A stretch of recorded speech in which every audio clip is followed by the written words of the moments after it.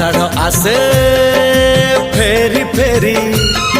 हे आषाढ़ आसे हे फेरी फेरी